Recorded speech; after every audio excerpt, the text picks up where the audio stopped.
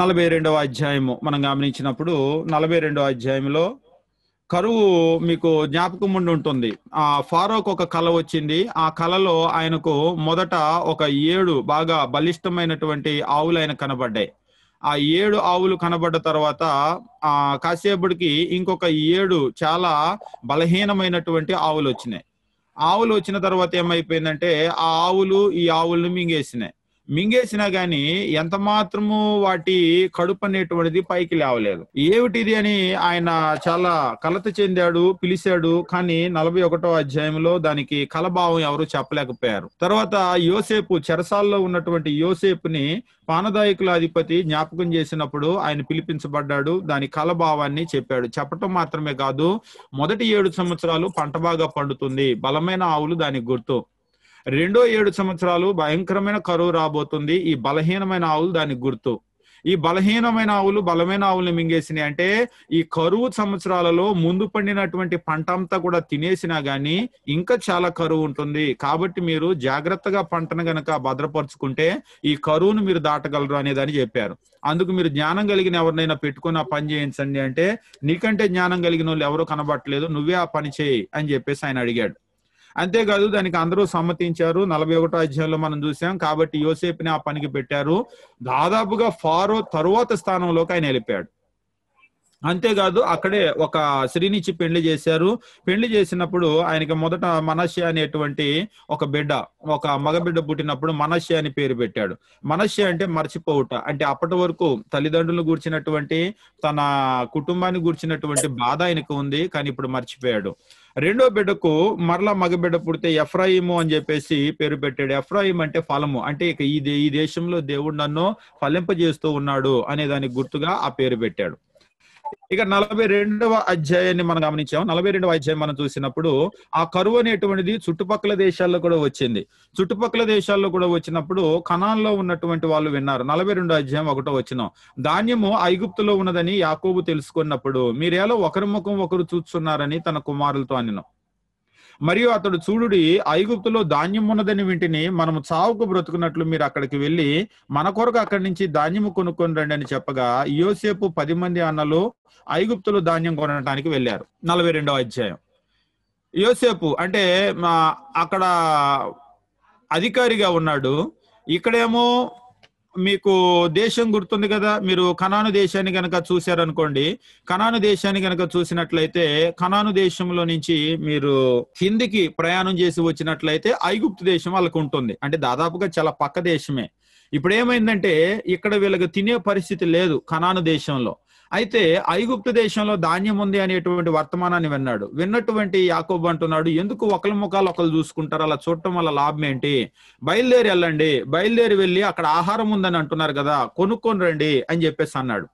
అంటే దాదాపుగా 10 మంది బయలుదేరారు వాళ్ళ అన్నలు. ఈ 10 మంది బయలుదేరినప్పుడు మీరు గమనించినట్లయితే మొత్తం వాళ్ళు 12 మంది. 12 మందిలో ఆల్రెడీ యోసేపుని అమ్మేశారు, ఆయన ఇక్కడికి చేరుకున్నాడు. యోసేపును అమ్మేసిన తర్వాత ఇక చిన్నవాడు ఉన్నాడు, చిన్నవాడు బెన్యామీను. ఆయన చిన్నోడు కాబట్టి అందులో కూడా మీరు గమనించినట్లయితే బాగా ఆయన ప్రేమించినటువంటి భార్యకు పుట్టినటువంటి బిడ్డ కాబట్టి ఆ బిడ్డ విషయంలో ఇక యాకోబు చాలా ప్రేమిస్తా ఉన్నాడు, అసలు ఆ బిడ్డను వదిలిపెట్టడం లేదు. మీరు ఇక్కడ గమనించినట్లయితే మ్యాప్ ఒక్కసారి మీరు చూడండి. మ్యాప్ చూస్తే మీకు అర్థమవుతుందేమో. మ్యాప్ మీకు కనబడుతుందా? మ్యాప్ కనబడుతుంది, ఒకసారి చూడండి.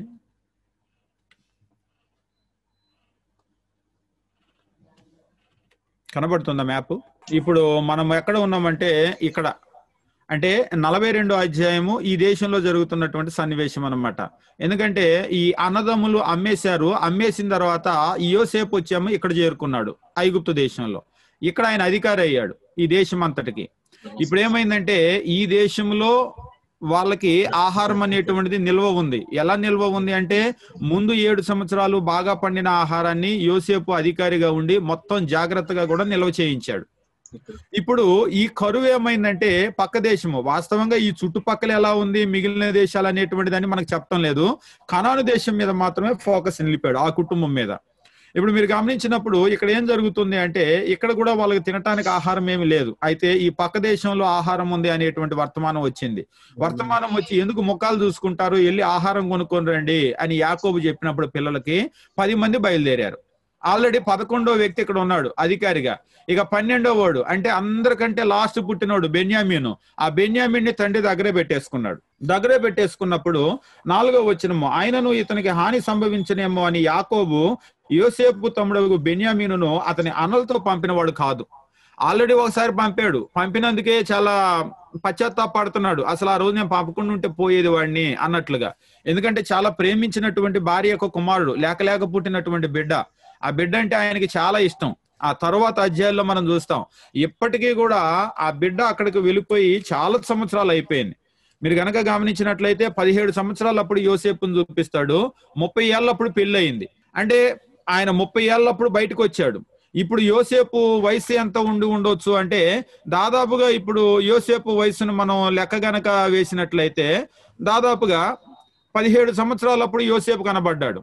విచిత్రమైన అంగి వేసుకొని అన్నలతో కూడా చిన్నపిల్లవాడిగా ఉన్నప్పుడు కనబడ్డాడు. తర్వాత అమ్మేశారు. 30 సంవత్సరాలప్పుడు కనబడ్డాడు. 30 సంవత్సరాలప్పుడు చెరసాల్లో నుంచి బయటకు వచ్చాడు. బయటకు వచ్చి అధికారి అయ్యాడు.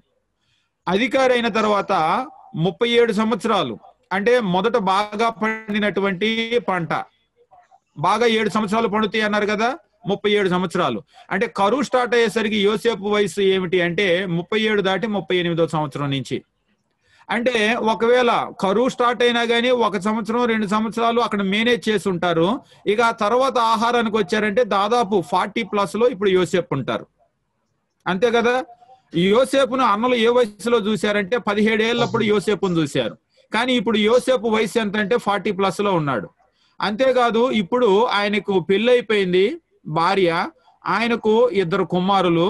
అంతేకాదు ఇప్పుడు ఆయన రూపం కూడా ఎలా ఉంది అంటే ఒక ఐగుప్తియుడిలాగా ఉన్నాడు చూడటానికి.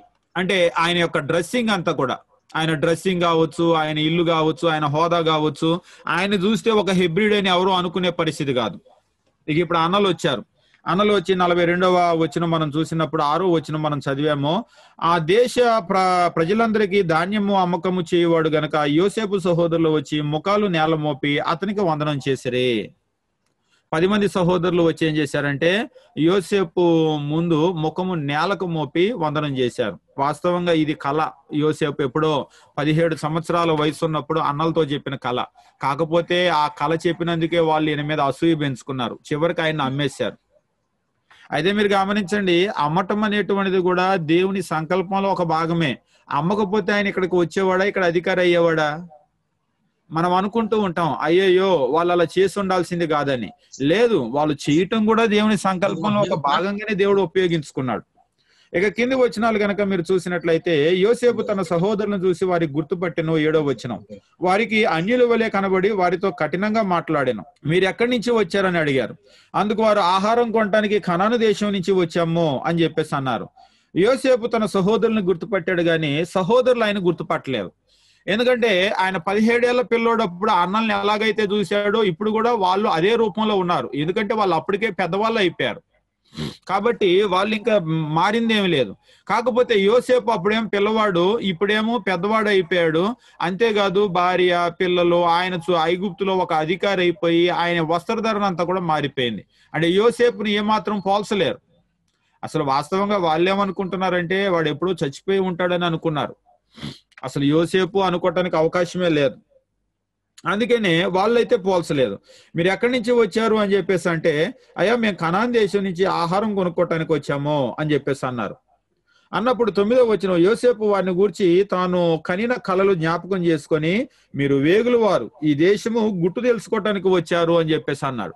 లేదు లేదు, మీరేదో ఆహారం కొనటానికి అంటున్నారు కానీ మిమ్మల్ని చూస్తే వేగులోళ్ళు వాళ్ళలాగా ఉన్నారు, ఈ దేశం గుట్టు తెలుసుకోవటానికి వచ్చారు అన్నారు. వాస్తవంగా వాళ్ళు వేగువారే గనక అయితే పరిస్థితి ఎలా ఉంటుంది అంటే మనకి ఇక్కడ చదివేటప్పుడు అర్థం కాదు కానీ ఆ మాట వినగానే వాళ్ళు బెదిరిపోయి ఉంటారు. ఎందుకంటే వేగుల వాళ్ళు అనగానే వెంటనే వాళ్ళని అరెస్ట్ చేయటము, తర్వాత వాళ్ళకు విధించేటువంటి శిక్ష ఏమిటి అంటే ప్రాణం తీసేయటమే. వేగు చూడటానికి వచ్చారంటే చిన్న విషయం కాదు. ఉదాహరణకు మీరు గమనించండి, ఇప్పుడు మన భారతదేశంలో మొన్న చైనాకి సహకరిస్తున్నారు అని వాళ్ళకి సంబంధించిన కొందరు వేగులు వాళ్ళని పట్టుకున్నారు. అంటే వాళ్ళకి సమాచారం చేరవేయటానికి ఇక్కడ ఉన్నారని మీరు చూసుంటారు. ఒక 3-4 వారాల క్రితం న్యూస్. ఇప్పుడు అది ఏమన్నా చిన్న కేసా? వాళ్ళని తీసుకొని వెళ్ళి కోర్టులో పెడతారా? కోర్టులో పెట్టి బెయిల్ ఇస్తారా వాళ్ళకి? వెంటనే వాళ్ళు ప్రత్యేకమైనటువంటి ట్రీట్మెంట్ ఉంటుంది వాళ్ళకి. అసలు ఎట్లా ఉంటుందంటే, ఇప్పుడు వాళ్ళని పట్టుకొని చిత్రహింసలు పెడతా ఉంటారు. అసలు మీరు ఎందుకు వచ్చారు, మిమ్మల్ని ఎవరు పంపారు, ఇన్ని సంవత్సరాల నుంచి మీరు ఏమేమి వాళ్ళకి చేరవేశారు, వాళ్ళ ప్రాణం అయితే వాళ్ళలోనే ఉంచుతారు కానీ మామూలుగా ఉండదు వాళ్ళ పరిస్థితి. అందుకనే దొరకటం కంటే కూడా వాళ్ళు చచ్చిపోతారు. ఎందుకంటే దొరకటం కంటే చావు అనేటువంటిది ఎంతో చాలా దీవెనకరమైనటువంటి పరిస్థితి అన్నమాట. కాబట్టి ఇప్పుడు యోసేపు మాట్లాడింది చాలా పెద్ద మాట. ఎప్పుడైతే లేదు లేదు మీరు వేగుల వాళ్ళము అనగానే 10వ వచనంలో వాళ్ళ రెస్పాన్స్ ఎట్లా ఉందో చూడండి.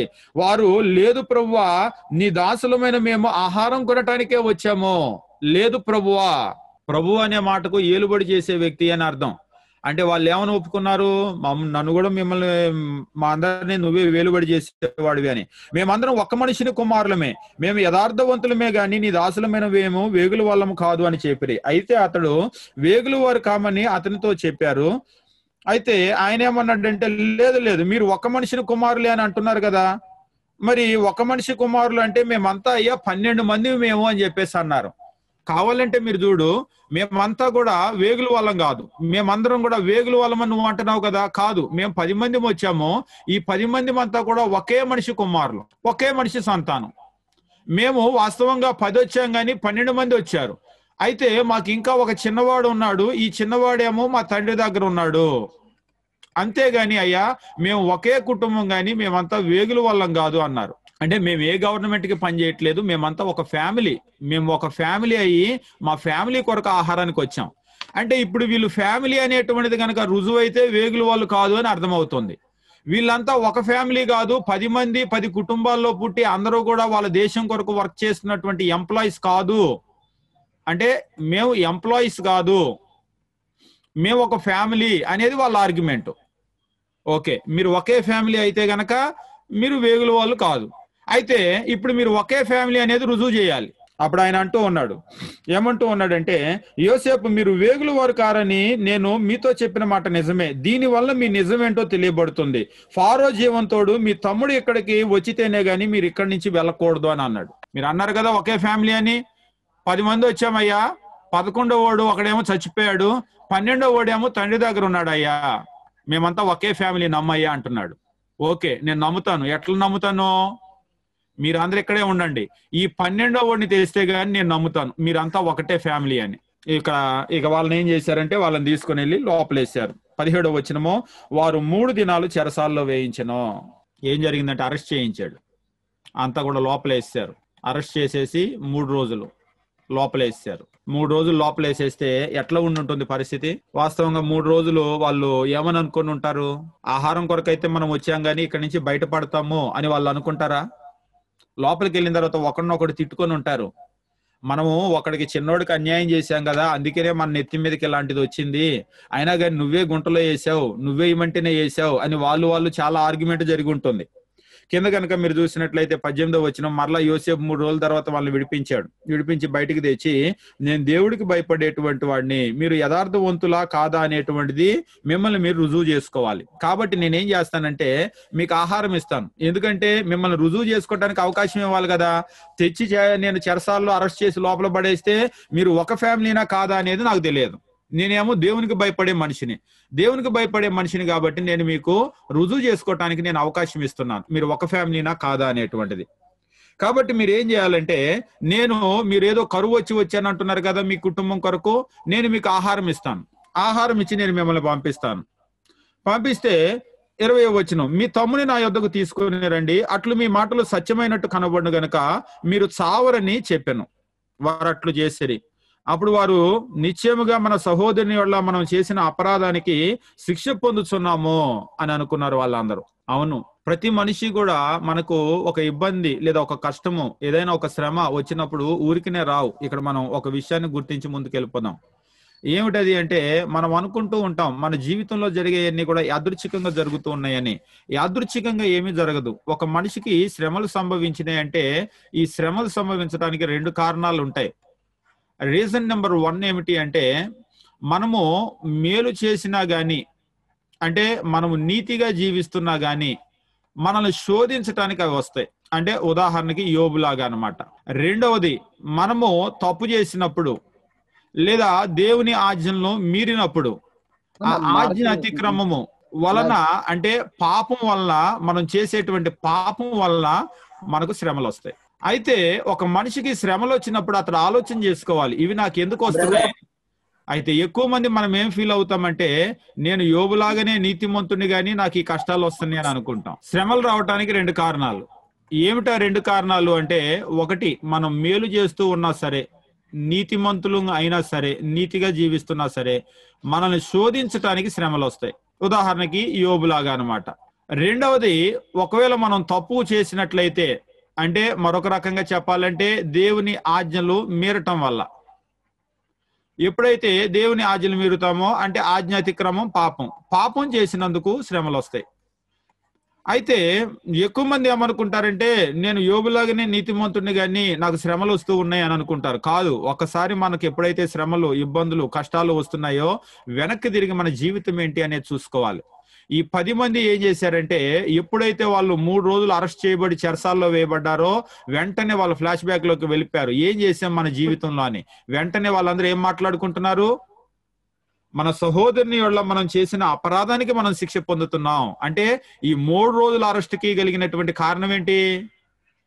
వాడెవడో మనల్ని వేగులు వాడు అనుకోని పాపం పొరపాటు పడ్డాడులే అందుకు వచ్చింది అనుకోలేదు. లేదు, మన సహోదరుని వల్ల మనం అపరాధం చేశామో ఆ అపరాధం యొక్క శిక్ష ఇది అని వాళ్ళు అనుకుంటున్నారు. అవును, ఇది ఒక మంచి లెసన్. మన జీవితంలో కూడా మనకి ఎప్పుడైతే ఇబ్బందులు వస్తాయో ఆ ఇబ్బందుల్లో నుంచి మనం ఖచ్చితంగా నేర్చుకోవాల్సినటువంటి విషయాలన్నమాట. ఒకవేళ మనం కనుక వాటిని నేర్చుకోలేదు అనుకోండి, ఇంకా వాటిలోనే మనం మొండిగా ముందుకెళ్తే ఏం జరుగుతుంది? ఒకవేళ మనం మొండిగా ముందుకు వెళ్తూ ఉన్నాం అనుకోండి, మనం మొండిగా ముందుకు వెళ్తూ ఉంటే ఏం జరుగుతుంది? ఇక్కడ మనం చూస్తూ ఉంటాం, మొండిగా కనుక ముందుకెళ్తే కొంతమందికి దేవుడు, ఇప్పుడు పిల్లలు ఉంటారు, పిల్లలకి ఏమవుతుందంటే ఒక దెబ్బ కొట్టాం, ఒక దెబ్బ కొట్టిన తర్వాత వాళ్ళు వినలేదు. వాళ్ళు వినకుండా ఏం చేస్తున్నారంటే ఇంకా అలాగనే తప్పు చేస్తూ ఉన్నారు. తప్పు చేసేటప్పుడు మనం ఏం చేస్తాము? ఒక బిడ్డ తప్పు చేశాడు, యాయ్ అంటాం. యాయ్ అయిన తర్వాత మనం ఏం చేస్తామంటే తప్పు చేసినటువంటి బిడ్డను మనం గద్దిస్తాం. గద్దించినా సరే మాట వినలేదు. గద్దించినా సరే మాట వినకపోతే మనం ఏం చేస్తామంటే ఒక దెబ్బ కొడతాం. ఒక దెబ్బ కొట్టగానే మాట విన్నాడు. దెబ్బ కొట్టగానే మాట వింటే మనం ఏం చేస్తాము? మళ్ళీ కొడతామా? దెబ్బ కొట్టగానే మాట విన్నాడు, మాట విని లైన్లోకి వచ్చేసాడు. లైన్లోకి రాగానే మరలా మనం కొడతామా? కొట్టడం ఆపేస్తాం. ఒకవేళ మనం కొట్టినా సరే ఆ బిడ్డ ఏమి మన మాట వినకుండా అలాగనే ఆయన ఇంకా తప్పు చేస్తున్నాడు అనుకోండి, అన్నా కానీ అలానే చేస్తున్నాడు. అప్పుడేం చేస్తాం? ఇంకా కొడతాం.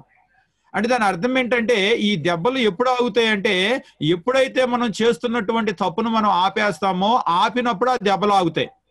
అంటే ఇక్కడ మనం గమనించేటువంటి విషయం కూడా మనం ఏం చూడబోతూ ఉన్నామంటే, మనకు ఎప్పుడైతే దేవుడు ఒక కష్టము, ఒక శ్రమ, ఒక శోధన తీసుకొని వచ్చాడో దానిలో ఉన్నటువంటి అర్థం ఏంటంటే, దేవుడు మనకు ఒక దెబ్బ వేసాడు.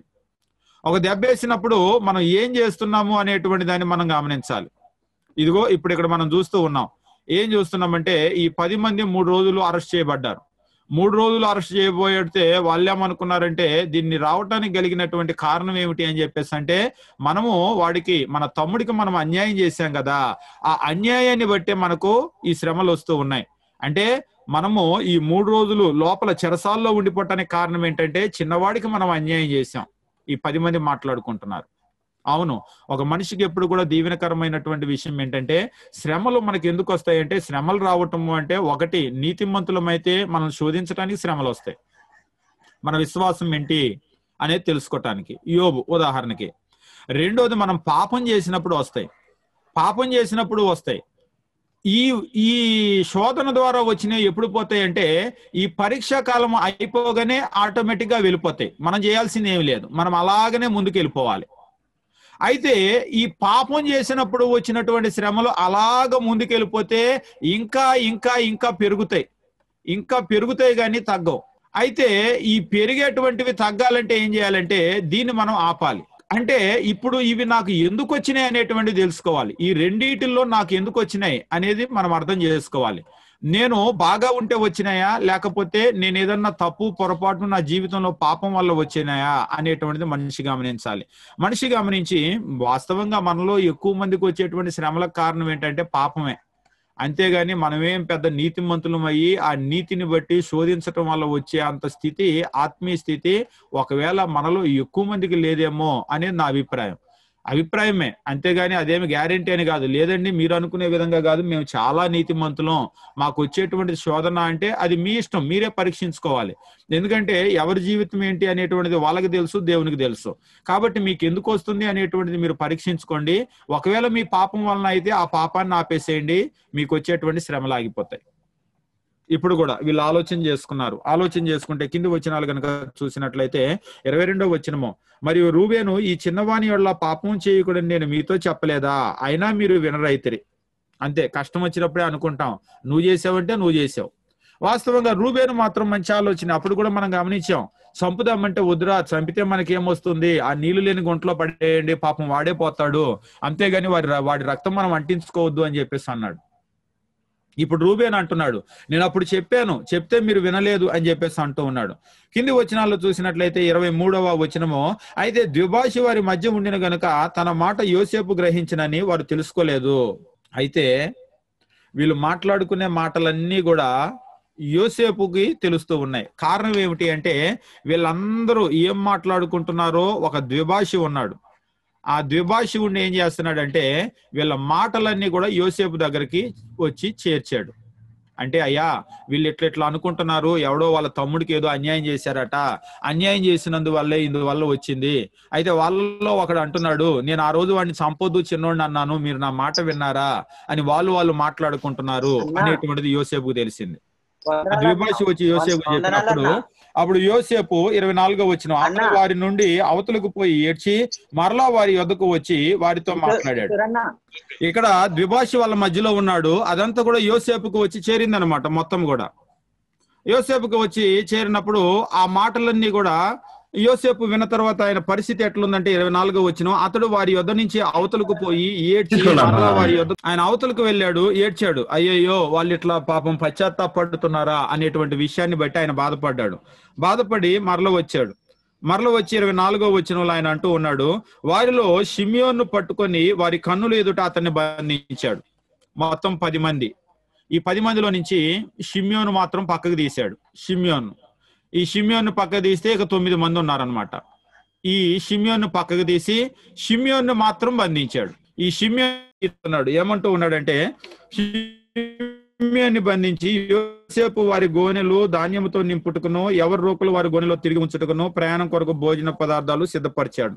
మొత్తం సిద్ధపరిచి మీ 9 మంది వెళ్ళిపోండి, ఏదో ఆహారం కొరకు వచ్చానంటున్నారు కదా, మీ 9 మంది వెళ్ళిపోండి, మీరు వచ్చే వరకు వీడు ఇక్కడే ఉంటాడు చెరసాల్లో. ఎందుకు వీడు ఉంటాడు అంటే అసలు మీరు అందరూ వేగులు వాళ్ళు అనేది నా అభిప్రాయం, కానీ మీరేం కాదు అంటున్నారు, మా తమ్ముడు ఉన్నాడు అంటున్నాడు.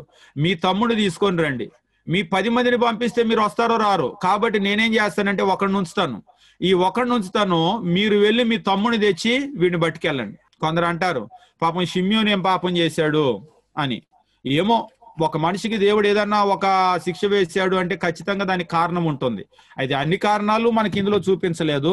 అయితే షిమ్యోన్ని మాత్రం ఇక్కడ ఉంచేసి మిగిలిన వాళ్ళందరికీ కూడా ధాన్యం కావాలని వాళ్ళు రోకలు తెచ్చారు కదా, ఆ రోకలు కూడా ఏం చేశాడంటే ఎవరి ధాన్యంలో వాళ్ళ రోకలు వేసేసి ధాన్యం అంతా కూడా కట్టేసి వాళ్ళకి అప్పచెప్పమన్నాడు, అప్పచెప్పేశారు. మిగిలిన వాళ్ళందరినీ కూడా పంపించేశాడు. కొందరు అడుగుతూ ఉంటారు, ఏం షిమ్యోను మాత్రం ఏం పాపం చేశాడు అని.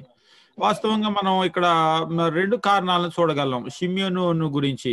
అందులో ఒకటేమిటంటే మీకు గుర్తుంటుంది, వాళ్ళ సహోదరి దీనాని చేర్పినప్పుడు షెకెము మొత్తాన్ని కూడా నరికేశారు. ఎవరెవరు నరికారు అంటే 1 లేవి, 2 షిమ్యోను. వీళ్ళిద్దరూ కత్తులు కట్టుకొని వెళ్ళి మొత్తం ఊరందరినీ కూడా నరికేశారు. ఇక్కడ షిమ్యోను కనబడతాడు. రెండవది, ఈ 10 మందిలో కూడా ఈయన ఒకవేళ యోసేపును గురించి కొంత కఠినంగా వ్యవహరించి ఉంటాడేమో. కఠినంగా అంటే ఆ గుంటలో వేసేటప్పుడు కానీ, లేకపోతే ఈ అక్కడి నుంచి చంపేటువంటి ప్లాన్ లో కానీ రూబేన్ని మనం చూసినప్పుడు రూబేన్ ఏమో విడిపిద్దామని ప్రయత్నం చేస్తున్నాడు. అయితే అందులో ఒకవేళ ఈ షిమ్యోన్ అనే వ్యక్తి కొంచెం కఠినంగా వ్యవహరించి ఉంటాడేమో. అవును, కఠినంగా వ్యవహరించగలరా అంటే అవును, ఊరందరినీ కూడా నరికేసినటువంటి వ్యక్తులు ఈ లేవి, షిమ్యోన్ ఇద్దరు కూడా. ఇప్పుడు వెళ్ళేటప్పుడు వాళ్ళు వచ్చేటప్పుడు 10 మంది వచ్చారు, కానీ వెళ్ళేటప్పుడు 9 మంది వెళ్ళారు. అయితే తిరిగి వెళ్ళిపోయిన తర్వాత తండ్రి దగ్గరకు వచ్చారు. తండ్రి దగ్గరకు వచ్చిన తర్వాత తండ్రితో మాట్లాడుతూ ఉన్నారు. తండ్రితో జరిగిందంతా చెప్పారు. మేము అక్కడికి వెళ్ళేసరికి అక్కడ ఉండేటువంటి ఆ అధికారి మాతో చాలా కఠినంగా మాట్లాడాడు. 30వ వచనము, ఎట్లనగా ఆ దేశమునకు ప్రభు అయిన వాడు మాతో కఠినంగా మాట్లాడాడు, మేము వేగు చుట్టానికి వచ్చామని అన్నాడు. అంతేకాదు ఆయన మమ్మల్ని అడిగినప్పుడు మేము కాదండి, ఒకే కుటుంబం 12 మంది మేము, ఒకడేమో చచ్చిపోయాడు, చిన్నోడేమో ఇలాగ ఉన్నాడు అని చెప్పేసి అన్నాము. అయితే చిన్నోడిని తెస్తే గాని వీడిని పంపించను అని షిమ్యోన్ని అక్కడ పెట్టేశాడు అని తండ్రికి చెప్పినప్పుడు తండ్రి ఆయన ఎందుకు మీరు అట్లా చెప్పారు, ఇప్పుడు చిన్నోడిని పంపాలంటే నా వల్ల కాదు, నేను పంపను. 36వ వచనము, యాకోబు వారిని చూచి మీరు నన్ను పుత్రహీనునిగా చేయుచున్నారు, యోసేపు లేడు, షిమ్యోను లేడు, మీరు బెన్యామీనును కూడా తీసుకుని పోతారా, ఇవన్నీ నాకు ప్రతికూలంగా ఉన్నాయని చెప్పాడు. వాస్తవంగా ఈయన ఏమనుకుంటున్నాడంటే ఆల్రెడీ 12 మందిలో ఇప్పుడు 11 ఉన్నారు. ఎవరు అంటే యోసేపు. వాస్తవంగా యోసేపు చనిపోయాడని వీళ్ళందరి భావన. ఈ 11 మందిలో 10 మంది వెళ్ళారు. ఈ 10 మంది వెళ్ళి ఇప్పుడు ఏమైపోయారంటే 9 మంది మిగిలినోడు ఏమైపోయాడంటే షిమ్యోన్ లేడు, వాడు అక్కడ అరెస్ట్ అయిపోయాడు. ఈడు తిరిగి రావాలి అంటే మళ్ళా మీరేమంటున్నారు, బెన్యామీను పంపించు అంటున్నారు. ఈ బెన్యామీను పంపిస్తే మళ్ళీ వీడు వస్తాడో రాడో నాకు తెలియదు. ఒకటి తర్వాత ఒకడు మీరు అసలు నన్ను పుత్రహీనునిగా చేస్తున్నారు అని యాకోబు. లేదు, నేను పంపను. ఎందుకంటే వీడు అన్న చచ్చిపోయాడు, వీళ్ళ అమ్మ లేదు, ఇక వీళ్ళ తరపున నాకు మిగిలింది ఎవడు అంటే వీడు ఒక్కడే మిగిలాడు, వీడిని పంపాలంటే మాత్రం నేను పంపను అనేసాడు. మరి పంపకపోతే వీడిని ఎట్ట ఇడిపించుకొని వస్తాం, వీడిని కూడా మర్చిపో. మరి ఇక ఆల్రెడీ వీడిని మర్చిపోయారు, యోసేపు చచ్చిపోయాడని వాళ్ళ అభిప్రాయం. నువ్వు వీడిని పంపకపోతే మరి వీడిని కూడా మర్చిపో. ఇక వాళ్ళ మధ్యలో డిస్కషన్ జరిగింది 42వ అధ్యాయంలో. లేదు, నేను వీడిని పంపను అని చెప్పేసి అన్నాడు. పంపను అంటే ఇక వాళ్ళు కూడా ఉండిపోయారు. పంపితే వెళ్ళి తీసుకొని వచ్చేవాళ్ళేమో, కనీసం వెళ్ళేవాళ్ళు, కానీ తండ్రి పంపడానికి ఇష్టపడలేదు. 43వ అధ్యాయం మీరు గమనించినప్పుడు 43వ అధ్యాయము 1వ వచనం దగ్గర నుంచి చూసినట్లయితే మనము యోసేపు సహోదరులు మరలా తిరిగి వచ్చినటువంటి ఐగుప్తుకు వచ్చినటువంటి ప్రయాణాన్ని గురించి మనం చూస్తాం. 43:1, ఆ దేశము అందు కరువు భారంగా ఉండిన గనుక వారు ఐగుప్తు నుంచి తెచ్చిన ధాన్యం తినేశారు. ఎంతకాలం తిన్నారు అనేది అయితే చెప్పలేదు, కానీ నెల తిన్నారా, 2 నెలలు తిన్నారా, సంవత్సరం తిన్నారా అని మొత్తానికి అయితే అయిపోయింది వాళ్ళ దగ్గర. అయిపోయి మీరు మరలా వెళ్ళి మన కొరకు కొంచెం ఆహారం కొనండి అని వాళ్ళ నాన్న అంటున్నాడు. అయ్యా అయిపోయింది కదా మరలా మొత్తం, మరి వెళ్ళి మరలా కొనుక్కొని రండి అన్నాడు. కొనుక్కొని రండి అంటే వెళ్తారా? ఉదాహరణకి బెన్యామీన్ని తీసుకెళ్లకుండా ఈ 9 మంది మరలా తిరిగి వచ్చారు అనుకోండి, ఏం చేస్తాడు? ఈ 9 మందిని వెయ్యండి లోపల అంటాడు. అంతే కదా, వీళ్ళకి ఆల్రెడీ తెలుసు. ఎందుకంటే ఆల్రెడీ 3 రోజులు అరెస్ట్ అయిపోయినటువంటి వాళ్ళు, అరెస్ట్ చేయబడి 3 రోజులు ప్రిజన్ లో ఉన్నటువంటి వీళ్ళకి తెలుసు లేకుండా గనక వెళ్తే ఎట్లా ఉంటుంది పరిస్థితి అనేటువంటిది. కాబట్టి లేకుండా వెళ్ళటానికి వీళ్ళెవరికి ధైర్యం లేదు. 3వ వచనంలో, యోధా అతన్ని చూసి ఆ మనుషుడు మీ తమ్ముడు మీతో ఉంటేనే గాని మీరు నా ముఖాలు చూడకూడదని మాతో గట్టిగా చెప్పాను. కాబట్టి నువ్వు మా తమ్ముడిని మాతో పంపిన యెడల మేము వెళ్ళి నీ కొరకు ఆహారం కొంటాం, నీవు వాడిని పంపనోళ్ళని యెడల మేము వెళ్ళాం. ఆయనేమో మీ తమ్ముడు లేకుండా రావద్దు అంటాడు, నువ్వేమో నేను ఇవ్వని ఇల్లు అంటావు. లేదు, నువ్వు వాడిని పంపిస్తే మేము వెళ్తాం, నువ్వు పంపకపోతే మేము వెళ్ళలేమని చెప్పేసి అన్నాడు. అంటే 5వ వచనము, ఆ మనుషుడు మీకు తమ్ముడు మీతో లేని యెడల ముఖం చూడొద్దు అన్నాడు. అందుకు ఇజ్రాయేలు మీకు ఇంకో సహోదరుడు ఉన్నాడని కలడని చెప్పి ఆ మనుషునితో చెప్పి నాకు ఇంత శ్రమ కలగజేయనేలా. యాకోబు అంటున్నాడు, అసలు మీకు ఇంకో సహోదరుడు ఉన్న సంగతి మీరు ఎందుకురా చెప్పారు ఆయనకి? మీరు ఎంతమంది ఆయన తెలుసా? మేమండి 12 మంది అండి, మా ఓడండి ఒకడు చచ్చిపోయాడు ముందే, ఇప్పుడేమో ఇంకొకడేమో తండ్రి దగ్గర ఉన్నాడు. ఇవన్నీ ఎందుకు చెప్పాలి అసలు? మీరు చెప్పి నాకు ఎంత కష్టం తీసుకొని వచ్చారు చూడు. ఇప్పుడేమో వెళ్ళకపోతే ఆకలితో చేస్తాం, వెళ్ళాలి అంటేనేమో బెన్యామీని పంపు అంటారు. ఆల్రెడీ ఒకడు పోయాడు, ఇంకొకడేమో చెరసాల్లో ఇరుక్కున్నాడు. ఇప్పుడు వీడిని పంపితే వీడినైనా మళ్ళీ మీరు తిరిగి తెస్తారా లేదా అనేది నాకు తెలియదు. ఏంటి నాకు ఈ కష్టం, అసలు ఎందుకు చెప్పారు ఇదంతా అని చెప్పేసి అన్నప్పుడు వాళ్ళ సమాధానం ఏంటంటే 7వ వచనం, వారు ఆ మనుషుడు మీ తండ్రి ఇంకా సజీవుడై ఉన్నాడా, మీకు సహోదరుడు ఉన్నాడా అని మమ్మల్ని గూర్చి మా బంధువులను గూర్చి ఖండితంగా అడుగుతున్నాడు. అంతా తెలిసినోళ్ళలాగా, మీ నాన్న బతికున్నాడా, మీ తమ్ముడు ఉన్నాడా, మీ బంధువులు ఉన్నారా అని ఒక్కొక్కరి గురించి అడుగుతున్నాడు ఏదో తెలిసినోళ్ళలాగా. అవును, ఏదో తెలిసినోడు కాదు, ఆయన యోసేపు. అంటే వాళ్ళలో ఒకడు, ఆ సంగతి వాళ్ళలో ఒకడు కాబట్టి ఆ కుటుంబం గురించి అందరి గురించి అని తెలుసు. మీ నాన్న ఎట్లున్నాడు, వాళ్ళు ఎట్లున్నారు, వీళ్ళు ఎట్లున్నారు అడుగుతూ ఉంటే, ఇంత అడుగుతుంటే ఇంకా లేడని మేము ఎట్లా చెప్పం? అందుకని అంటున్నాడు, ఖండితంగా అడిగినప్పుడు మేము ఆ ప్రశ్నలకు తగినట్లు అతనికి వాస్తవం తెలియజెప్పాం. మీ సహోదరుని తీసుకొని రండి అతడు చెప్పునని మాకెట్లు తెలియను. ఇదంతా చెప్పిన తర్వాత వీడిది అని ఆడు అంటాడని మేము ఊహించామా? గుచ్చి గుచ్చి గుచ్చి గుచ్చి అడుగుతూ ఉంటే చెప్పాము. తీరా వాడిని తీసుకొని రండి అని అంటాడని మాకు తెలుసా? అంటే తల్లి అక్కడ తండ్రికిను కొడుకుల మధ్య ఒక రకమైన వాగ్వాదమే జరుగుతూ ఉంది. ఇక్కడ బాగానే రాశాడు కానీ కొంచెం సీరియస్ గా హీట్ ఎక్కింది ఇష్యూ అంతా కూడా. ఎందుకంటే వాళ్ళ నానేమో వెళ్ళి కొనుక్కొని రా అంటాడు ఆహారం. కొనుక్కొని రావడానికి వెళ్లే ధైర్యం వీళ్ళకలేదు.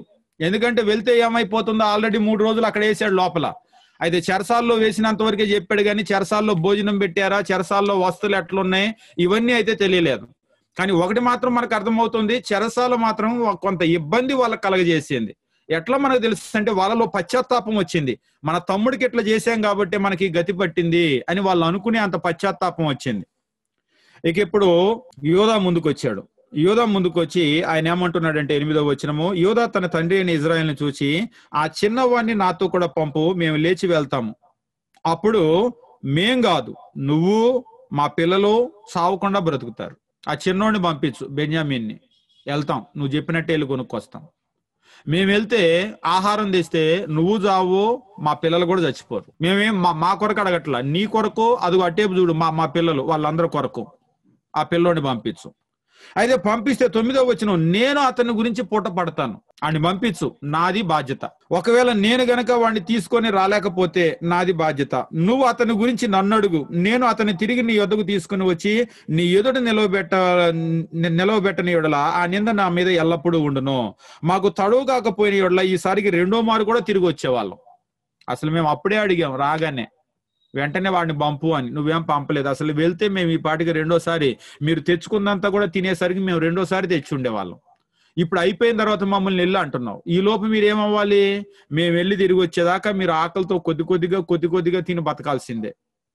కాబట్టి మమ్మల్ని నువ్వు ఆలస్యం చేయకుండా గనక పంపిస్తే మేము వెళ్ళిపోతాం. యోసేపు తెలివితేటలు మళ్ళీ ఒకసారి, ఇక్కడ యాకోబు తెలివిని మళ్ళీ ఒకసారి చూడండి.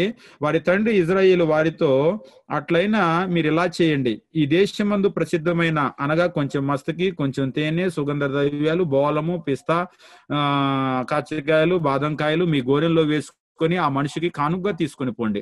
రెట్టింపు రోకలు మీరు తీసుకొని పోండి. మీ గోనెల మూతిలో ఉంచబడినవి తిరిగి వచ్చిన రోకలు కూడా చేత పట్టుకుని పోండి. ఇవన్నీ మరలా ఇచ్చేయండి. ఒకవేళ అది పొరపాటు అయిందేమో. కాబట్టి మీరు వెళ్ళేటప్పుడు మీరు ఏం చేయాలంటే, ఇక్కడ దొరికేటువంటి శ్రేష్టమైన వస్తువులన్నీ కూడా, అంటే మన భాషలో చెప్పాలంటే గిఫ్ట్లు అనమాట, శ్రేష్టమైన ఏమేమి ఉన్నాయో ఆ బహుమానాలన్నీ కూడా అధికారికి తీసుకెళ్ళండి. అంతేకాదు వాటితో పాటు రెట్టింపు రోకలు తీసుకెళ్ళండి. అంతేకాదు మొన్న ఎవడి రోకలు వాళ్ళ బస్తాల్లో వచ్చినాయి కదా, ఆ వచ్చినటువంటి రోకలు కూడా తీసుకెళ్ళయ్యా, మరి ఇలా వచ్చినాయి, ఏమైనా పొరపాటు అయిందేమో అని చెప్పేసి ఇవ్వండి. ఇదంతా చూసేసరికి ఆ అధికారి కొంచెం కూల్ అవుతాడేమో మీ ఒళ్ళ మేలుగా. అవును, యాకోబుకు బాగా తెలుసు ఎవరిని ఎట్లా కూల్ చేయాలో. అన్న ఆశీర్వాదం తీసేసుకున్నాడు, అన్న దగ్గర నుంచి పారిపోయాడు. తిరిగి వచ్చేటప్పుడు అన్నకి బోర్ల పడతా ఉన్నాడు. బోర్ల పడతా అక్కడ అన్నతో మాట్లాడినప్పుడు చూసాం కదా, పాపం ఏసావు అయితే మీద పడి ఏడ్చాడు, కానీ ఈయన ఎట్లా ఉన్నాడు, బహుమానాలు పంపించాడు. అయితే ఏసావు అన్నాడు, ఇవన్నీ నాకొద్దు, దేవుడు నన్ను కూడా బాగానే దీవించాడు, ఇవన్నీ నువ్వే ఉంచుకోపో, మనం అంతా కూడా కలిసి ఉందామని అన్నాడు. ఇప్పుడు మరలా యాకోబు సేమ్ అదే ట్రిక్ మరలా ప్లే చేస్తూ ఉన్నాడు, ఇదంతా కూడా తీసుకొని వెళ్ళండి అని చెప్పేసి అన్నాడు. 13వ వచనం, మీ తమ్ముని తీసుకొని లేచి ఆ మనిషిని వద్దకు తిరిగి వెళ్ళండి. ఆ మనుషుడు మీ ఇతర సహోదరుని బెన్యామీన్ని మీకు అప్పగించినట్లు సర్వశక్తుడైన దేవుడు ఆ మనిషిని ఎదుట మిమ్మల్ని కరుణించును గాక. నేను పుత్రహీనుడై ఉండవలసిన యెడల పుత్రహీనుడు నగుదునని వారితో చెప్పాను. ఇక ఫైనల్ గా భారం అంతా కూడా దేవుని మీద వేసాడు.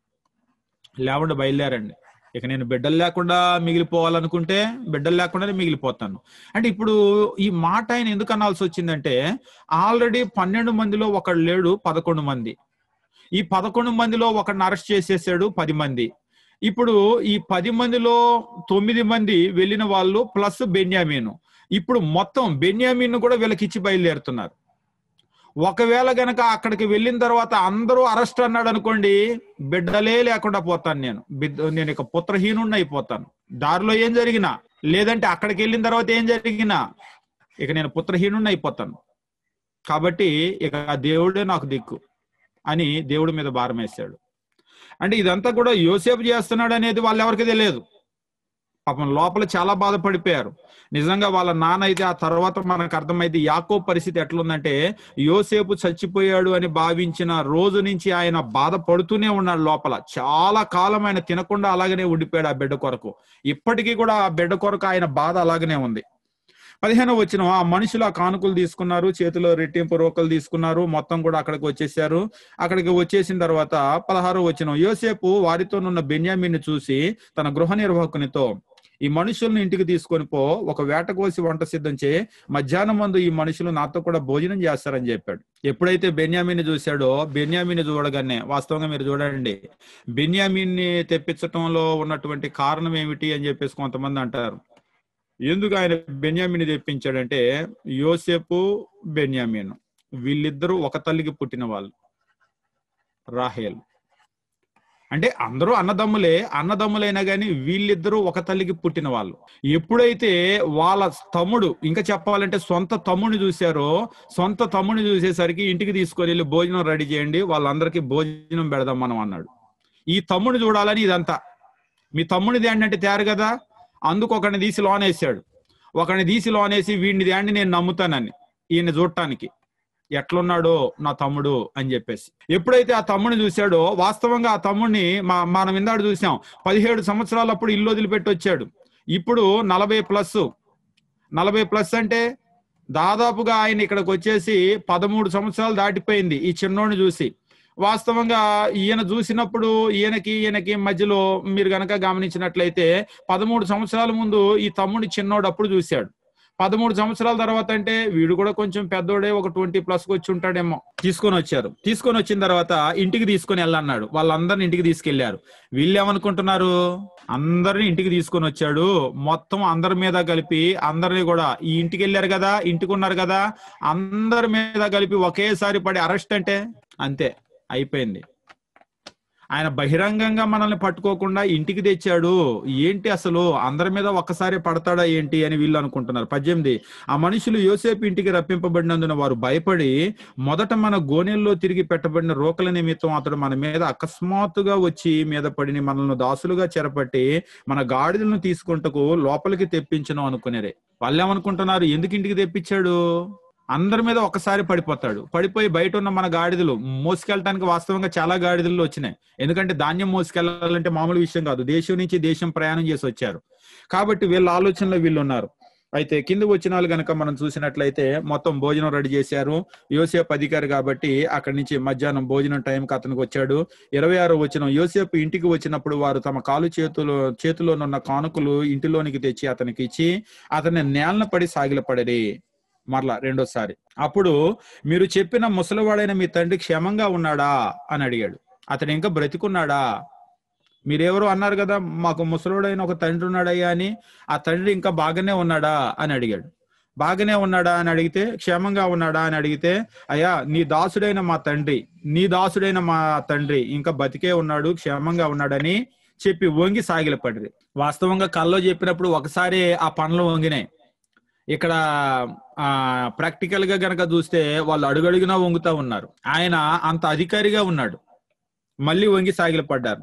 కన్నులెత్తి తన తల్లి కుమారుడైన తన తమ్ముడైన బెన్యామీని చూసి, మీరు నాతో చెప్పిన మీ తమ్ముడు ఇతడేనా అని అడిగాడు. మీరు చెప్పారు కదా ఇంకొకడు ఉన్నాడయ్యా మాకని చెప్పేసి, వాడు వీడేనా అని చెప్పేసి అన్నాడు.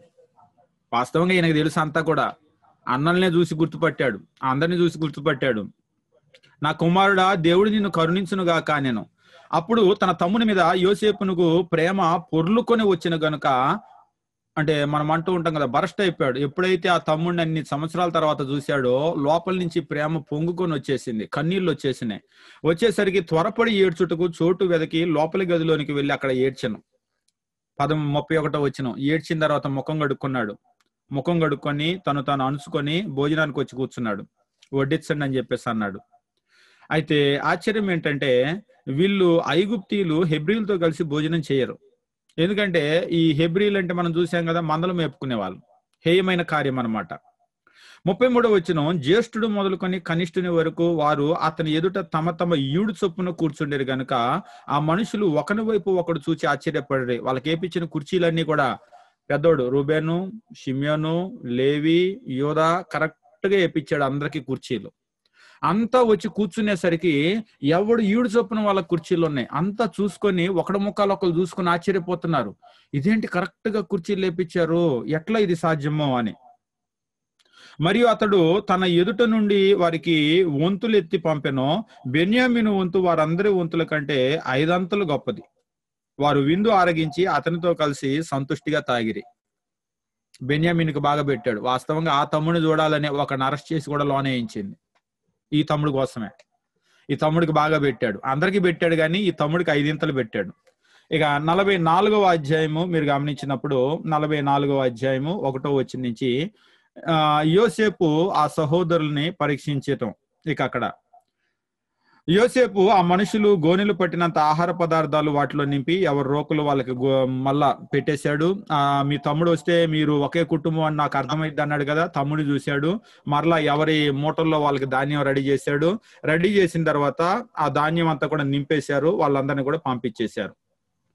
పంపించేసిన తర్వాత తెల్లవారినప్పుడు ఆ మనుషులు తమ గాడిదలతో కూడా పంపివేయబడ్రి. 3వ వచనం, వారు పట్టణం నుంచి బయలుదేరి ఎంతో దూరం వెళ్ళలేదు, జస్ట్ ఊరు అట్లా దాటారు అంతే.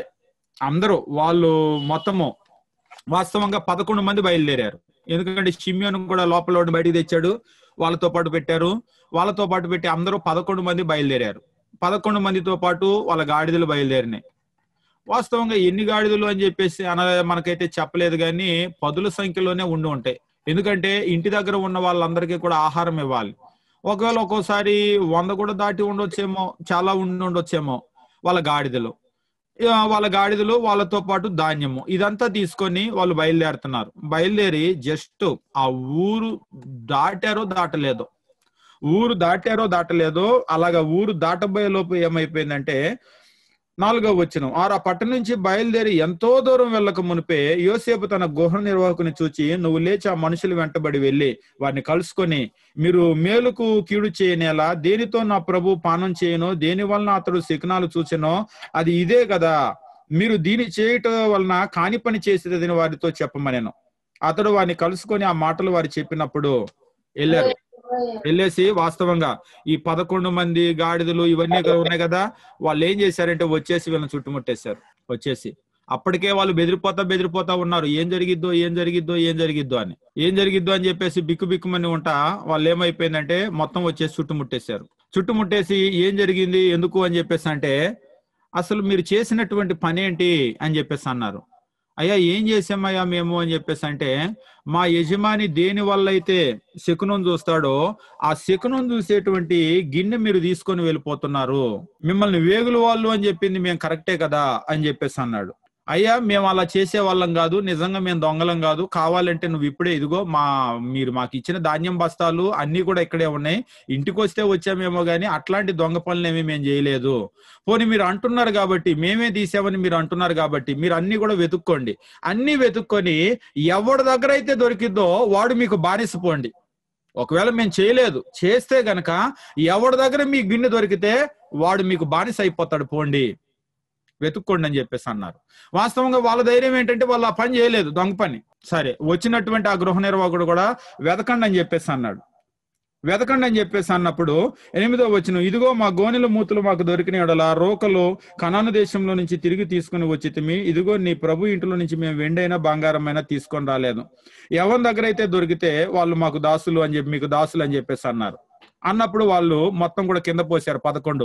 అప్పుడు వారు త్వరపడి ప్రతివాడు తన గోనెను క్రిందకు దించి దాన్ని విప్పెను. అతడు పెద్దవాడు మొదలుకొని చిన్నవాని వరకు వాడిని సోదా చూడగా ఆ గిన్నె బెన్యామీను గోనెలో దొరికెను. ఎవరి దగ్గర దొరకకూడదో వాళ్ళ దగ్గరే దొరికింది. ఏమనేశారు వాళ్ళు? ఎవరి దగ్గర దొరికితే వాడు, ఎవరి దగ్గర అయితే మీకు దొరికిద్దో వాడు మీకు బానిస అని చెప్పేసి అన్నారు కదా. ఇప్పుడు ఎవరు బానిస అవ్వాలి మరి? బెన్యామీన్ దగ్గర దొరికింది. ఓకే, మీరు చెప్పినట్లుగా వీడిని మాతో పంపించేసేయండి, వీడు మాకు బానిస, మీరు అందరూ వెళ్ళిపోవచ్చు అని చెప్పేసి అన్నారు. కావున వారు తమ బట్టలు చింపుకొని ప్రతివాడు తమ గాడిద మీద గోనెలు ఎక్కించుకొని తిరిగి పట్టణానికి వచ్చారు. ఎందుకంటే బెన్యామీన్ లేకపోతే వాళ్ళు ఇంటికి వెళ్ళారు. ఇంటికి వెళ్తే వాళ్ళ నాన్న పని ఏమవుతుంది? ముందు ఆహారం కాదు, వాళ్ళ నాన్న ఎదురు చూసేది బెన్యామీనేడి అని చెప్పేసి చూస్తాడు. కాబట్టి బెన్యామీను లేకపోతే వాళ్ళు ఎవ్వరు కూడా మరలా తిరిగి ఇంటికి వెళ్ళటానికి అవకాశమే లేదు. కాబట్టి ఎప్పుడైతే బెన్యామీను గోనెలో దొరికిందో వాళ్ళంతా కూడా బట్టలు చింపుకున్నారు. బట్టలు చింపుకొని చాలా బాధపడ్డారు. బాధపడి మీరు వెళ్ళిపోండి అనగాని ఎవడు వెళ్ళే పరిస్థితి లేదు. మళ్ళా అంతా తిరిగి మళ్ళా వాళ్ళ దగ్గరికి వచ్చారు. వాళ్ళ దగ్గరికి వచ్చి ఇక్కడ మీరు చూపించినప్పుడు 14 వచ్చినప్పుడు యోదాయును అతని సహోదరులను యోసేపు ఇంటికి వచ్చిరి. అతడు ఇంకా అక్కడే ఉండెను. ఎందుకంటే ఇంకా వీళ్ళు ఊరే దాటలేదు, జస్ట్ అక్కడి నుంచి బయలుదేరారు అంతే. అతను ఇంకా అక్కడే ఉండెను గనుక వారు అతని ఎదుట నేలను సాగిలపడిరి. మళ్ళా సాగిలపడ్డారు. సాగిలపడి ఇప్పుడు యోధా చేసినటువంటి ఒక సుదీర్ఘమైనటువంటి ప్రసంగాన్ని మనం ఇక్కడ చూస్తూ ఉంటాం.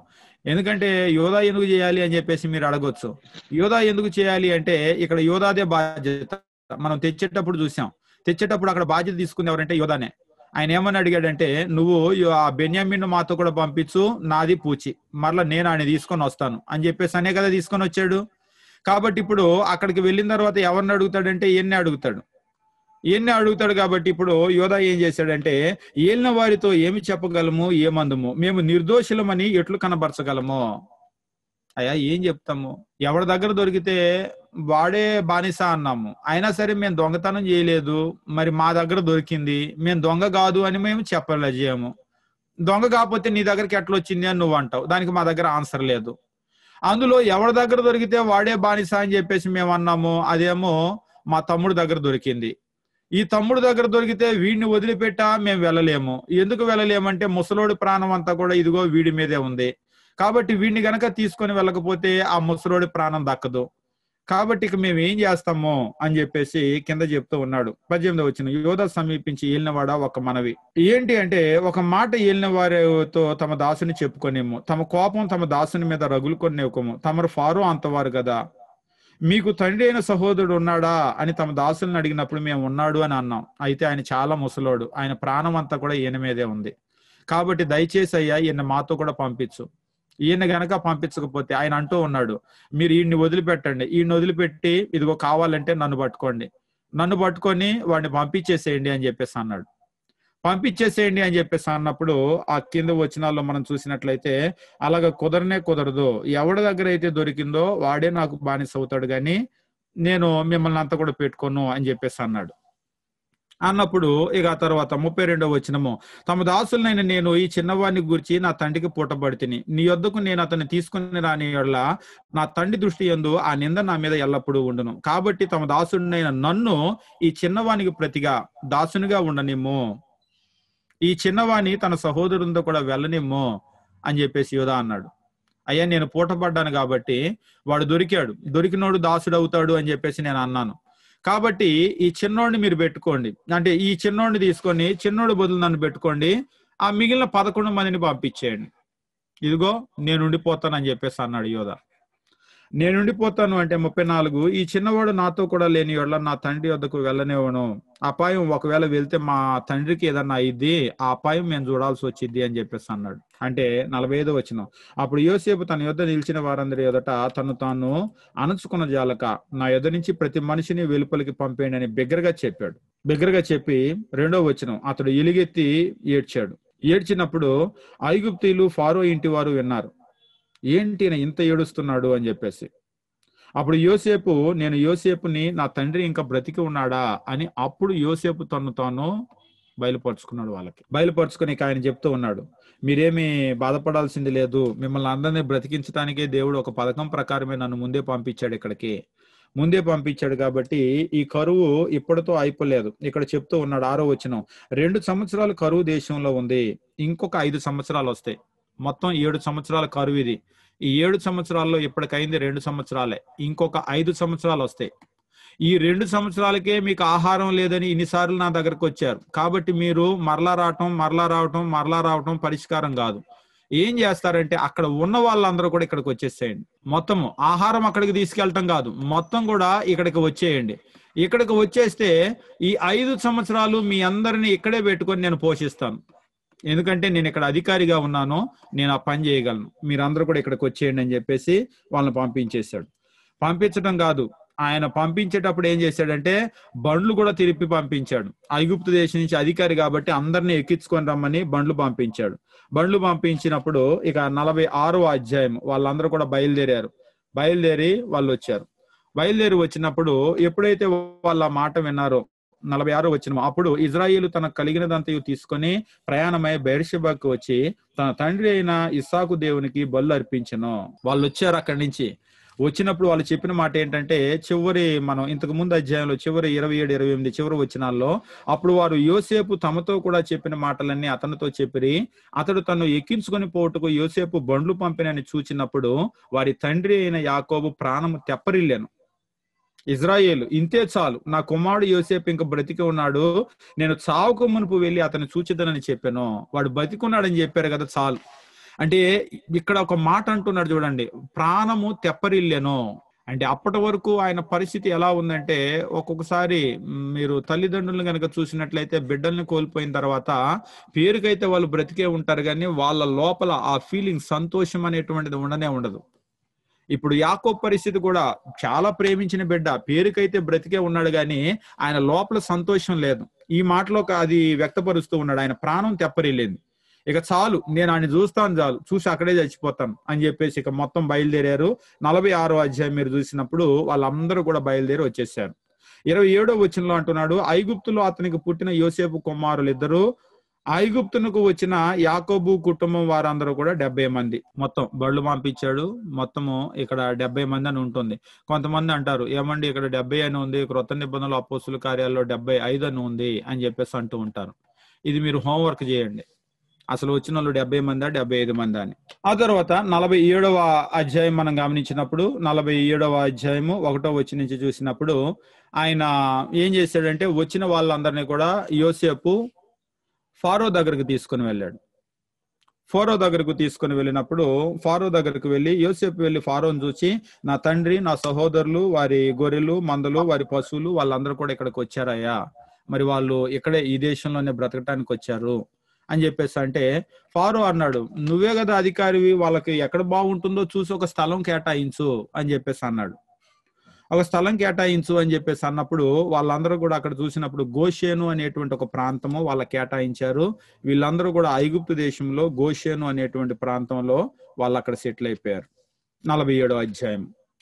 ఇక 48వ అధ్యాయము మనం గమనించినప్పుడు 48వ అధ్యాయంలో యాకోబు యోసేపు బిడ్డలు ఇద్దరిని కూడా దీవించినటువంటి సంగతిని మనం అక్కడ చూస్తూ ఉంటాం. ఇక్కడ ఒక ముఖ్యమైనటువంటి విషయాన్ని గమనించాలి. యాకోబు పేరు దేవుడు ఇజ్రాయేలు అని చెప్పేసి మార్చాడు. ఎందుకంటే నువ్వు దేవునితో పోరాడి గెలిచావు కాబట్టి ఇక నీ పేరు ఇజ్రాయేలు అని. ఈయనకి 12 మంది మగబిడ్డలు. ఈ 12 మంది మగబిడ్డల్లో యోసేపుని తీసేస్తే మొత్తము 11 మంది బిడ్డలు. అయితే ఈ యోసేపుకి మనష్షే, ఎఫ్రాయిము అనేటువంటి 2 బిడ్డలు పుట్టారు. ఇప్పుడు యాకోబు ఏం చేశాడంటే, యోసేపుకి ఇక్కడ పుట్టినటువంటి ఈ 2 బిడ్డల్ని కూడా ఇక మీదట వీళ్ళు నా బిడ్డలే అని చెప్పేసి అన్నాడు. ఇక మీదట వీళ్ళు నా బిడ్డలే అంటే యోసేపుకి ఇప్పుడు 11 ప్లస్ యాకోబుకి యోసేపు స్థానంలో ఈ 1 పోయి 2 వచ్చినాయి. మీరు బాగా గమనించండి. వాస్తవంగా 11 ప్లస్ యోసేపు ఉండాలి. అయితే యాకోబు ఏం చేశాడంటే, నీ 2 బిడ్డలు కూడా ఇక మీదట నా బిడ్డలే అని చెప్పేసి ఈ 2 బిడ్డలు తీసుకున్నాడు. కాబట్టి ఈ యోసేపు స్థానంలో ఏమయ్యారంటే మనష్షే, ఎఫ్రాయిము, వీళ్ళిద్దరు కూడా మీరు గోత్రకర్తల పేర్లు చూసినప్పుడు మనష్షే గోత్రం, ఎఫ్రాయిం గోత్రం వస్తుంది. అదేంటి యోసేపు గోత్రం రాలేదు అని కొందరు అడుగుతారు. యోసేపు బదులు ఏమైందంటే వీళ్ళిద్దరూ కూడా వచ్చి జాయిన్ అయ్యారు. యోసేపు బదులు వీళ్ళిద్దరూ వచ్చారంటే యోసేపు వచ్చినట్టే. అవును, 2 వచ్చారంటే డబుల్ పోర్షన్ వచ్చింది కదా వీళ్ళకి అని అంటారు. అవును, డబుల్ పోర్షన్ వచ్చింది. వాస్తవంగా మీరు గమనించండి, మీరు అక్కడ గనక గమనించినట్లయితే ఎవరైతే జ్యేష్ఠ కుమారుడో అంటే జ్యేష్ఠుడు అయినటువంటి వాళ్ళకి 2 దీవెనలు ఉంటాయి. ఏమిటంటే, ఒకటి తండ్రి తర్వాత అధికారం జ్యేష్ఠుడికి వస్తుంది. రెండవది రెట్టింపు అంటే రెండింతల ఆస్తి జ్యేష్ఠుడికి వస్తుంది. అయితే ఎవరు ఇక్కడ జ్యేష్ఠుడు అని చెప్పేసి అంటే రూబేను జ్యేష్ఠుడు. ఇది రూబేనుకి రావాలి. కానీ రూబేన్ ఏం చేస్తాడంటే తన తండ్రి ఉపపత్నితో ఆయన తప్పు పని చేస్తాడు. అందువల్ల ఆయన ఆ ఆశీర్వాదం పోగొట్టుకున్నాడు. ఈ అధికారం ఏమో యోధాకు వచ్చేస్తుంది, మనం చూస్తాం. ఈ రెండంతలేమో యోసేపుకి వచ్చేస్తుంది, మనష్షే, ఎఫ్రాయిం. కాబట్టి వీళ్ళిద్దరూ కూడా గోత్రకర్తల్లో వచ్చి జాయిన్ అయ్యారు. ఇదంతా కూడా ఎక్కడ ఉంటుంది మనకంటే 48వ అధ్యాయం. 48వ అధ్యాయం 5వ వచనం. ఇదిగో నేను ఐగుప్తునకు నీ యొద్ద రాకమునుపు ఐగుప్తు దేశంలో నీకు పుట్టిన నీ ఇద్దరు కుమారులు నా బిడ్డలే. రూబేను షిమ్యోనుల వలె ఎఫ్రాయిము మనష్షే నా బిడ్డలయ్యుందురు అని ఆ బిడ్డలను తీసేసుకున్నాడు. ఇక ఏమైపోయిందంటే వాస్తవంగా ఇక ఇప్పుడు గోత్రకర్తలు అంటే మొత్తం మనము 13 గోత్రాలు చూస్తాం. అయితే ఈ 13 గోత్రాల్లో మరలా మీరు గుర్తుంచుకోవాల్సినటువంటి ఇంకొక విషయం ఏంటంటే, ఈ 13 గోత్రాల్లో లేవి గోత్రాన్ని పక్కన పెడితే మొత్తము 12 గోత్రాలు. మొత్తం లేవి గోత్రంతో కలిపి 13 గోత్రాలు. ఈ లేవి గోత్రానికి దేవుడు స్వాస్థ్యం ఇవ్వలేదు, ఈ 12 గోత్రాలకే స్వాస్థ్యం ఇవ్వబడింది. అంటే కొంతమంది ఏమడుగుతారంటే, ఏమండి 12 గోత్రాల్లో లేవికి ఇవ్వకపోతే 11 గోత్రాలు ఉండాలి కదా అంటారు. 11 గోత్రాలు కాదు. ఏమైపోయిందంటే యోసేపు బదులు ఇద్దరు వచ్చి జాయిన్ అయ్యారు, మొత్తం 13 మంది అయ్యారు. ఈ 13 మందిలో లేవికి గోత్రము వీళ్ళకి స్వాస్థ్యం ఇవ్వలేదు, లేవి గోత్రానికి. అయినా సరే ఇంకా 12 మంది ఉన్నారు. మీరు రెండో మ్యాప్ గనక చూసినట్లయితే పాత నిబంధన కాలపు పాలస్తీనా పట్టం అని ఉంటుంది. అందులో గోత్రకర్తల పేర్లు ఇచ్చాడు, ఏ గోత్రానికి ఏ స్థలం ఇచ్చారు అనేటువంటిది. బైబిల్ మ్యాపుల్లో ఉన్నటువంటి లాస్ట్ లో ఉన్న మ్యాపుల్లో రెండో మ్యాప్. అందులో గనక మీరు చూసినట్లయితే రూబేను, షిమ్యోను, లేవి లేదు. యోదా, జెబులూను, ఇస్సాకారు, దాను, గాదు, ఆషేరు, నఫ్తాలి, ఎఫ్రాయిము, మనష్షే, బెన్యామీన్. అందులో మీరు చూసారా, ఎఫ్రాయిము, మనష్షే ఇద్దరు కూడా వచ్చి చేరారు. ఇందులో కూడా మీరు గమనించాల్సిన ఇంకొక పాయింట్ ఉంది. ఏమిటా పాయింట్ అంటే, యోసేపు పెద్ద కుమారుడు మనష్షే, ఫస్ట్ ఆయనే కదా పుట్టాడు. మనష్షే అని పుట్టినప్పుడు మరచుట అని. రెండో కుమారుడు ఎఫ్రాయిం. అయితే మీరు చూసినప్పుడు ఈ రెండో కుమారుడు బాగా ఫేమస్. వాస్తవంగా ఆశీర్వాదం కూడా ఈయన ఎక్కువ పొందినట్లుగా మీరు చూస్తూ ఉంటారు. మరొక రకంగా చెప్పాలంటే ఆయన ఎంత ఫేమస్ అంటే, రాజ్యం అనేటువంటిది 12 గోత్రాల రాజ్యము రాజుల గ్రంథంలో 2గా విడిపోయింది. 2 గోత్రాలు ఒక రాజ్యము, 10 గోత్రాలు ఒక రాజ్యము అయిపోయింది. ఈ 2 గోత్రాల రాజ్యాన్ని యోధా రాజ్యము అని చెప్పేసి అన్నారు. ఈ 10 గోత్రాల రాజ్యాన్ని ఇజ్రాయేల్ రాజ్యము అన్నారు. ఇందులో యోధాతో పాటు బెన్యామీన్ అనే చిన్న గోత్రం ఉన్నారు. అయితే దీన్ని యోధా గోత్రము అని చెప్పేసి అన్నారు. ఇక్కడ ఉన్న ఇజ్రాయేలు రాజ్యాన్ని ఇందులో గోత్రం పేరుతో పిలవాలంటే ఎఫ్రాయిము అని చెప్పేసి అంటారు. ఇందులో వీళ్ళు ముఖ్యులు అనమాట. మీరు హోషియా గ్రంథం అంతా కూడా చదివేటప్పుడు హోషియాలో ఎఫ్రాయిము, నా జ్యేష్ఠకో ఎఫ్రాయిము అని చెప్పేసి అంటాడు దేవుడు. ఎఫ్రాయిము అంటే ఎఫ్రాయిం ఒక గోత్రం అని కాదు, ఎఫ్రాయిము అంటే ఈ 10 గోత్రాలని సూచిస్తుంది. అంటే అంత పాపులర్ అయిన బాగా ఫేమస్ ఎఫ్రాయిం. కొందరు అంటారు, ఏమండి పెద్ద కొడుకు కదా ఆశీర్వాదం రావాలి, మరలా ఇక్కడ చిన్నవాడికి వచ్చింది ఏంటి ఆశీర్వాదం అని. మీరు 49వ అధ్యాయం కనుక గమనించినట్లయితే, ఆది కాండము 49వ అధ్యాయం గమనించినప్పుడు యాకోబు ఏం చేశాడంటే, ఆయన తన బిడ్డలందరినీ కూడా దీవించాడు. ఆయన తన బిడ్డలందరినీ కూడా దీవించినప్పుడు ఆ బిడ్డలతో పాటు ఈ ఇద్దరు బిడ్డలు ఉన్నారు కదా, ఈ ఇద్దరు బిడ్డలను కూడా దీవించాడు. ఇద్దరు బిడ్డలను తీసుకుని వచ్చినప్పుడు ఒకసారి 48వ అధ్యాయం దగ్గరకు మనం వెళ్దాం. 48వ అధ్యాయము మనం వెళ్ళినప్పుడు యాకోబు వృద్ధాప్యంలోకి వచ్చాడు. వృద్ధాప్యంలోకి వచ్చిన సందర్భంలో 15వ వచనం, అతడు యోసేపును దీవించి, నా పితరులైన అబ్రహాము, ఇస్సాకు ఎవని ఎదుట నడుచుకుంటారో ఆ దేవుడు నేను పుట్టింది మొదలుకొని నేటి వరకు ఎవడు నన్ను పోషించునో ఆ దేవుడు, అనగా సమస్తమైన కీడులో నుంచి నన్ను తప్పించిన దూత ఈ పిల్లలను ఆశీర్వదించునుగాక. నా పేరు అబ్రహాము, ఇస్సాకులను నా పితరుల పేరును వారికి పెట్టునుగాక. 17వ వచనం, యోసేపు ఎఫ్రాయిము తల మీద తన తండ్రి కుడి చేయి పెట్టుట చూచినప్పుడు. వాస్తవంగా ఈయన ఏం చేశాడంటే, యోసేపు పిల్లలిద్దరిని యాకోబు దగ్గర తెచ్చాడు. కుడి చేతి కిందకేమో పెద్దోడిని మనష్షేని తెచ్చాడు, ఎడం చేతి కిందకేమో చిన్న బిడ్డని తీసుకుని వచ్చాడు. ఇలా పెట్టాలని చెప్పేసి తీసుకుని వచ్చినప్పుడు ఆయన ఏం చేశాడంటే, 17వ వచనము, యోసేపు ఎఫ్రాయిము తల మీద తన తండ్రి కుడి చేయి పెట్టుట చూచినప్పుడు అది తనకి ఇష్టం కాకపోయిన గనక అతడు మనష్షే తల మీద పెట్టించవలని తన తండ్రి చెయ్యి ఎఫ్రాయిము తల మీద నుంచి ఎత్తి, నా తండ్రి అట్లు కాదు, ఇతడే పెద్దవాడు, నీ కుడి చెయ్యి ఇతని తల మీద పెట్టమని చెప్పాను. ఆయన ఏం చేశాడంటే, కుడి చెయ్యి ఇలాగా పెడతాడేమో అని కరెక్ట్ గానే తెచ్చాడు. తెస్తే యాకోబు ఏం చేశాడంటే, అట్లా కాదు ఇట్లా పెట్టాడు.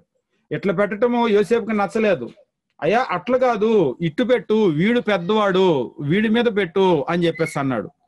18వ వచనం, నా తండ్రి అట్లు కాదు, ఇతడే పెద్దవాడు, నీ కుడి చెయ్యి ఇతని తల మీద పెట్టమని చెప్పాను.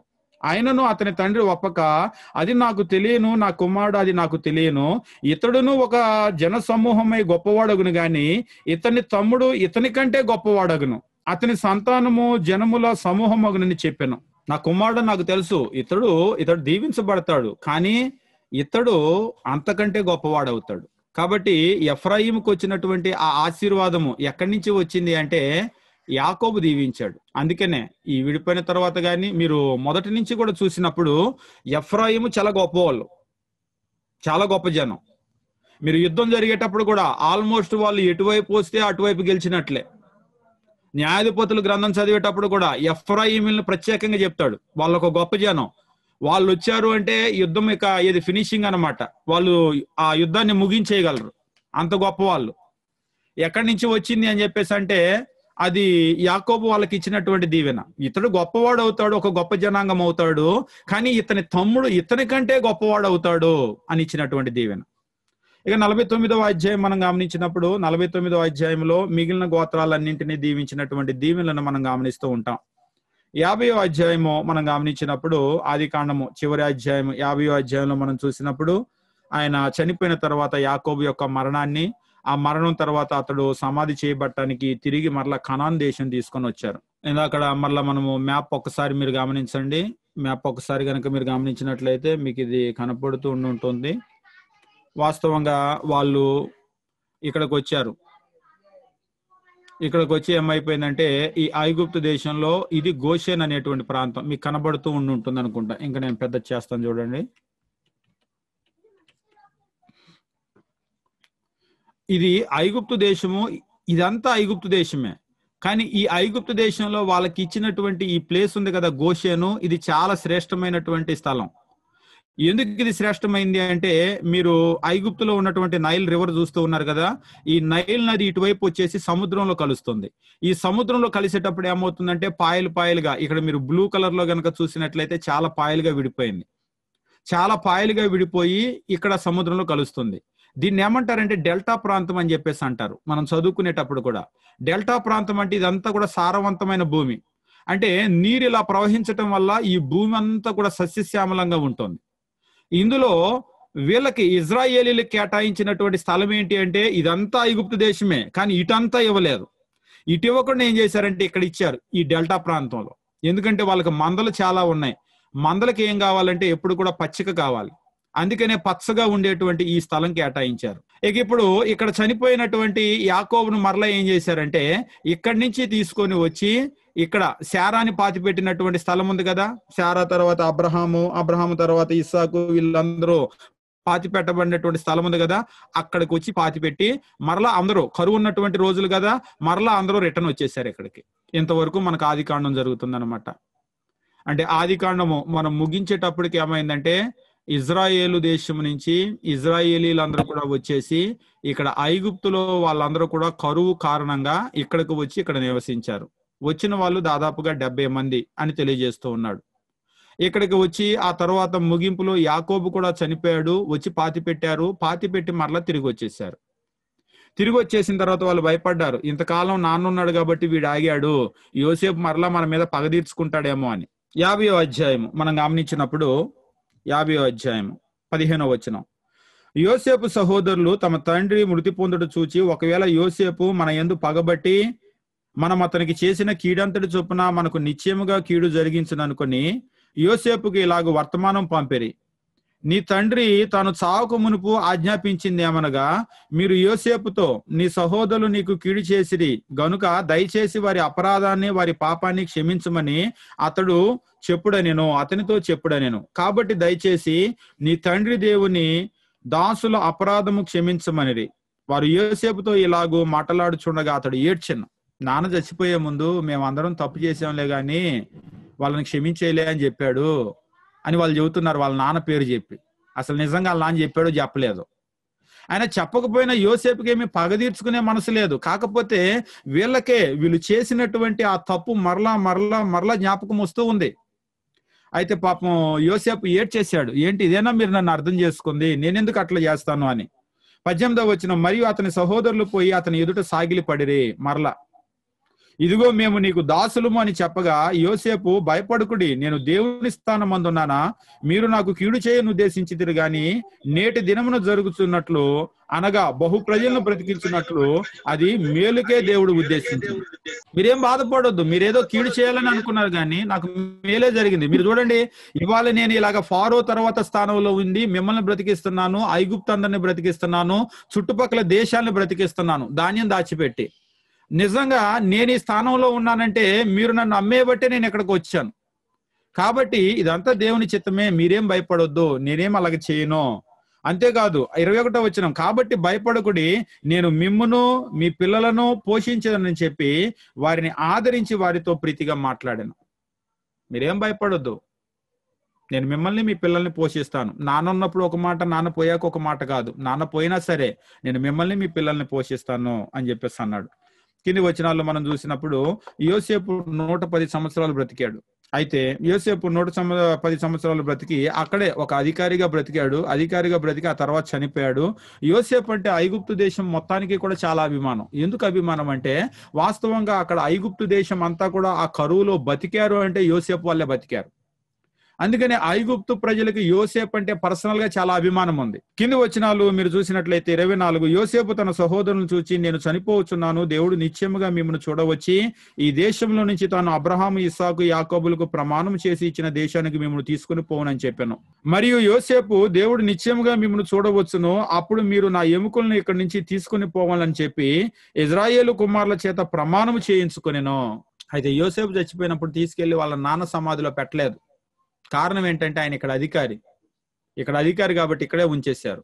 అధికారిగా చచ్చిపోయాడు. ఆయన అధికారిగా చచ్చిపోయినా కానీ యోసేపు చెప్తున్నాడు, దేవుడు ఖచ్చితంగా ఈ ఒక రోజు ఇక్కడి నుంచి మిమ్మల్ని అందరినీ కూడా తీసుకొని వెళ్తాడు. తీసుకొని వెళ్ళి అబ్రహాము, ఇస్సాకు, యాకోబులకు ప్రమాణం చేసిన దేశం ఇస్తాడు. ఆ దేశం ఇచ్చేటప్పుడు మీరు వెళ్ళేటప్పుడు నా ఎముకలు కూడా మర్చిపోకుండా పట్టుకెళ్ళిపోండి అని చెప్పేసి అన్నాడు. అంటే ఆ వాగ్దాన దేశంలో పితరులందరూ ఏ సమాధిలోకి చేరారో ఆ సమాధిలోకి చేరాలనేది ఆయన కోరిక. 26వ వచనము, యోసేపు 110 సంవత్సరములు గలవాడే మృతి పొందెను. వారు సుగంధ ద్రవ్యములతో అతని శరీరాన్ని, అతని శవాన్ని సిద్ధపరిచి ఐగుప్తు దేశం ముందు ఒక పెద్ద పెట్టెలో ఉంచారు. అంటే ఒక రకంగా మనం చెప్పాలంటే మమ్మీ ఒక పెట్టెలో ఉంచారు. అంటే శవాన్ని సిద్ధపరచటం అంటే మీరు గనక చూసినట్లయితే మనము ఇప్పుడు చదివేటువంటి టైంలోనే ఆ రోజుల్లో వాళ్ళు కెమికల్స్ తోటి శవాన్ని రెడీ చేసి, ఇవాళ మమ్మీలు అని మనం అంటాం కదా, పిరమిడ్లు తవ్వినప్పుడు లోపల శరీరాలు బయటపడితే శవాలు, వాళ్ళు కెమికల్స్ లో వాటిని ప్రిజర్వ్ చేసేవాళ్ళు అనమాట.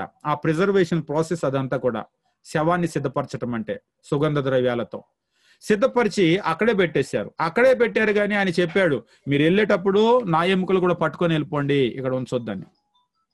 కాబట్టి ఆదికాండం మనం గమనించేటప్పుడు మనం చూసేటువంటిది ఏంటంటే, ఆదికాండం ముగింపుకు వచ్చేసరికి ఇజ్రాయేలీలు అందరూ కూడా ఐగుప్తు దేశంలో వాళ్ళందరూ కూడా ఉండిపోయారు. ఎందుకు ఐగుప్తు దేశానికి వచ్చారంటే కరువును బట్టి, అక్కడ వారికి ఉన్నటువంటి అధికారి యోసేపును బట్టి, యోసేపు యొక్క పిలుపుని బట్టి అక్కడికి వచ్చారు. అయితే పిలిచినటువంటి యోసేపు చనిపోయాడు.